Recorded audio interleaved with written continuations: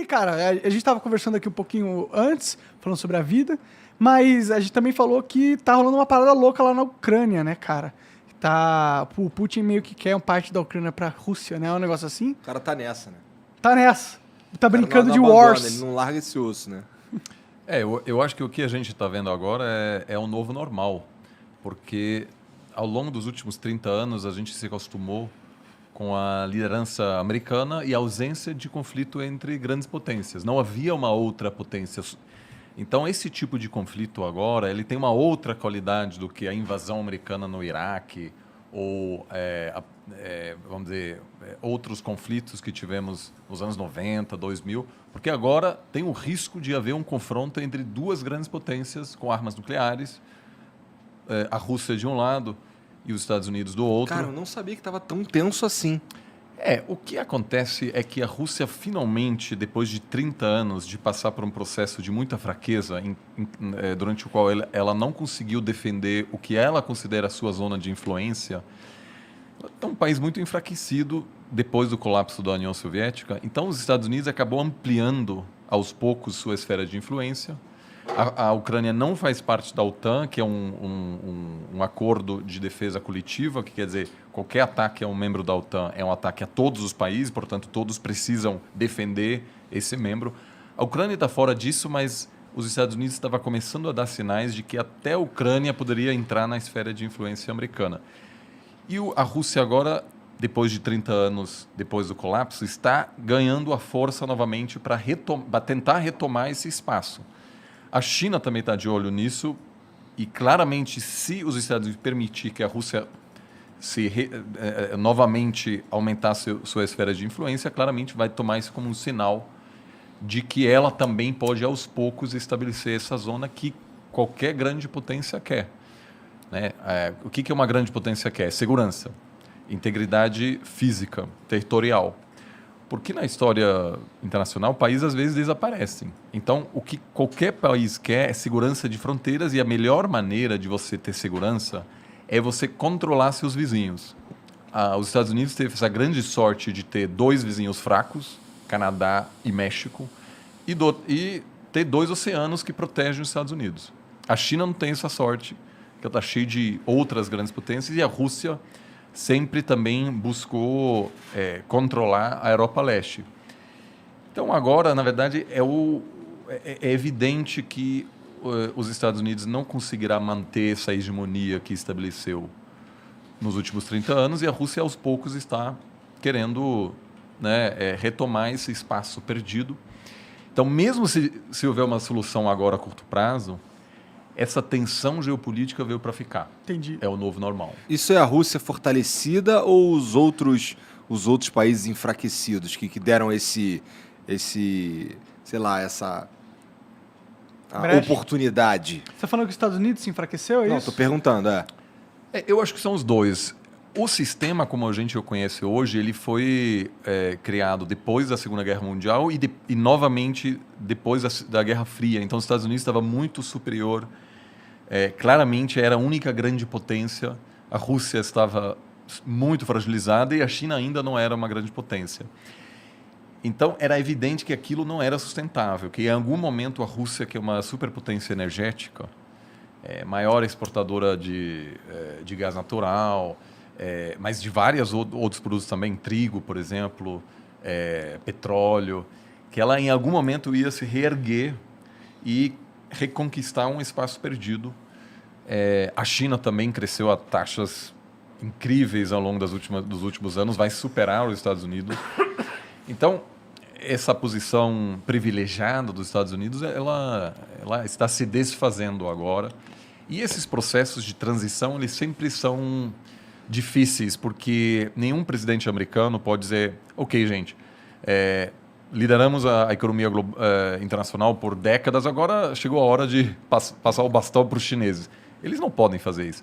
Mas, ao mesmo tempo, a população americana não quer mais sustentar essa grande presença de bases. Por exemplo, havia um desejo americano de tirar as tropas do Afeganistão.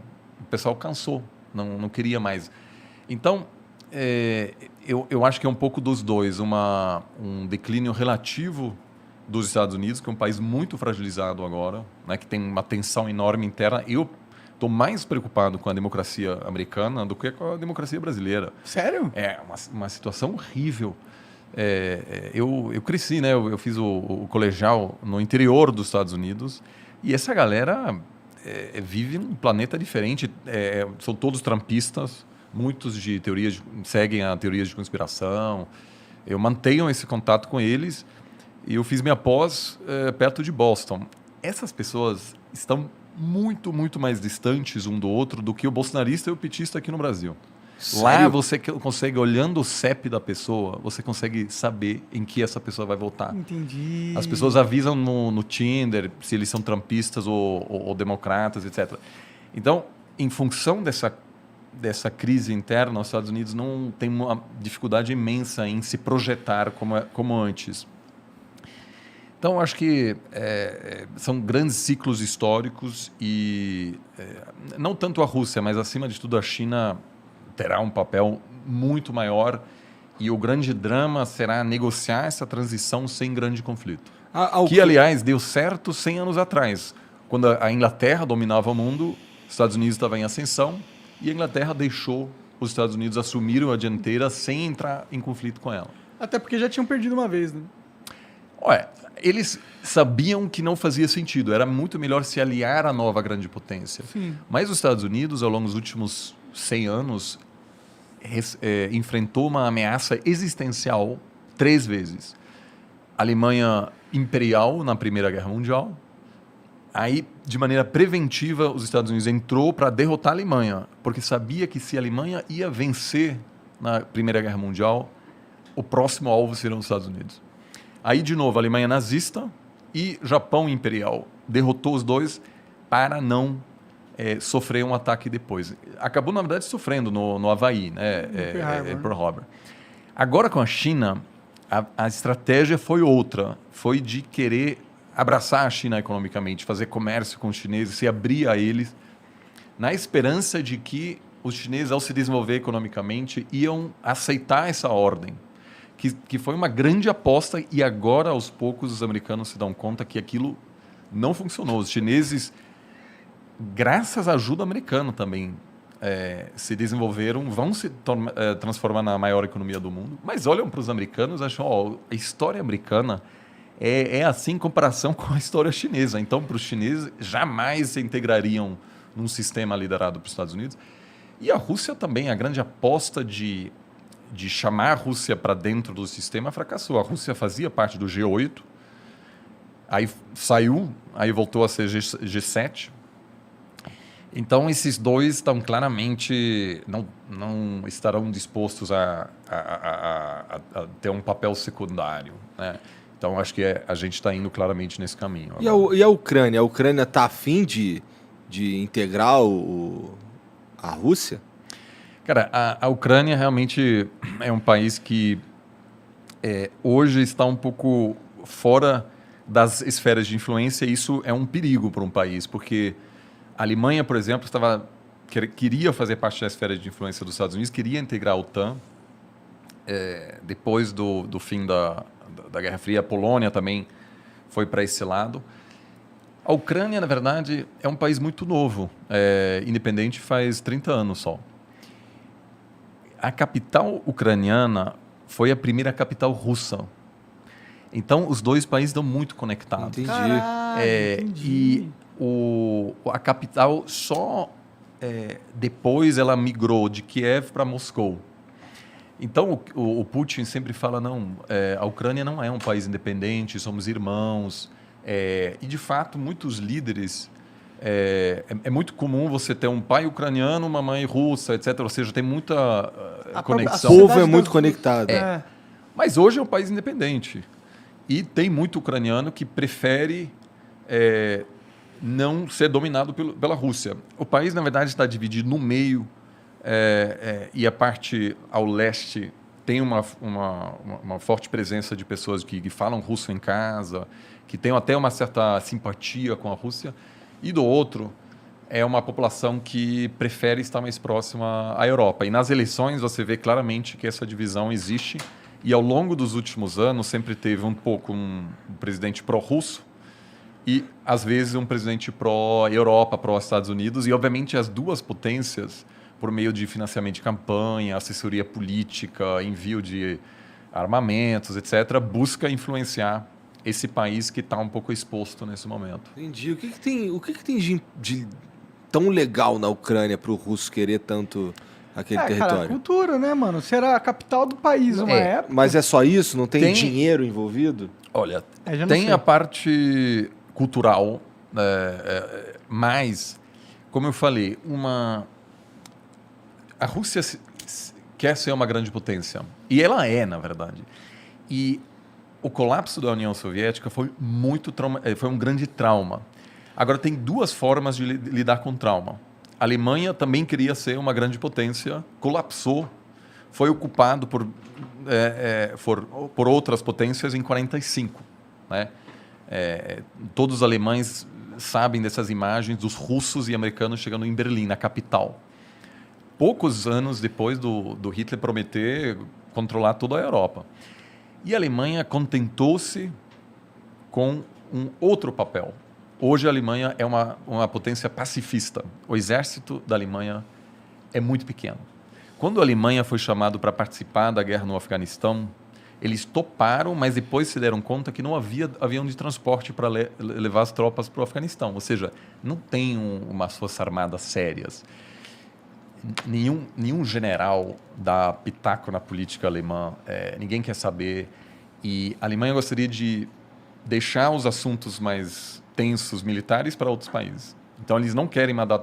Então, houve aí uma mudança que a população alemã aceitou que o plano de dominação mundial fracassou, ainda bem, Aham. e também porque não tinha outra escolha, estava culpado. Aceitou que a partir de agora a Alemanha seria talvez uma potência econômica, mas jamais uma potência militar.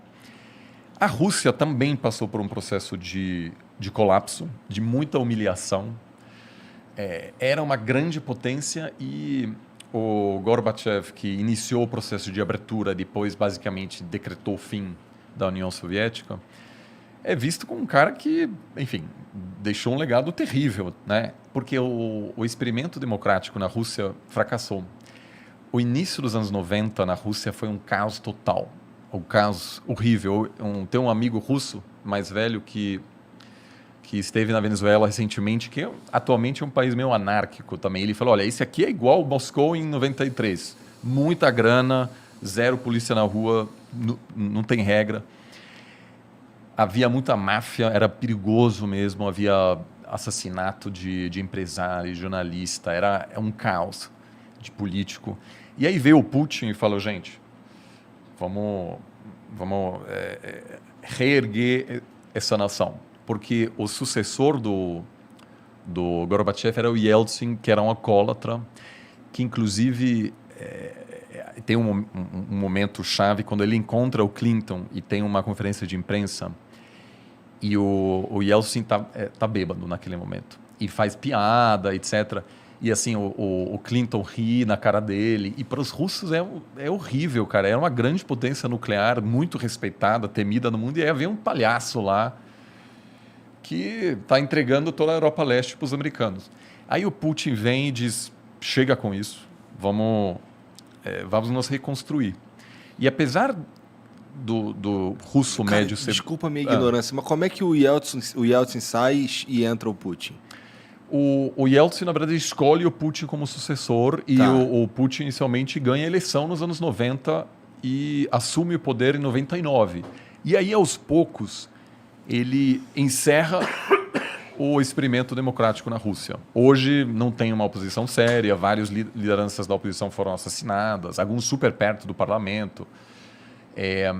Mas o Putin, eu até diria hoje, numa eleição livre, talvez até ganharia, porque... Ele é popular lá. E trouxe ele o é popular. respeito. Uma das primeiras coisas que ele fez é adotar novamente o hino da União Soviética, né? Ou seja, uma pessoa que diz, olha, a Rússia merece ser uma grande potência e, portanto, a gente precisa de segurança nas nossas fronteiras. Então, quando você pergunta por que a Rússia não quer que a Ucrânia faça parte da zona de influência dos Estados Unidos, É porque se um dia a Ucrânia fizer parte da OTAN, isso quer dizer que os Estados Unidos podem colocar mísseis, por exemplo, na Ucrânia, que chegam em Moscou em uma questão de minutos.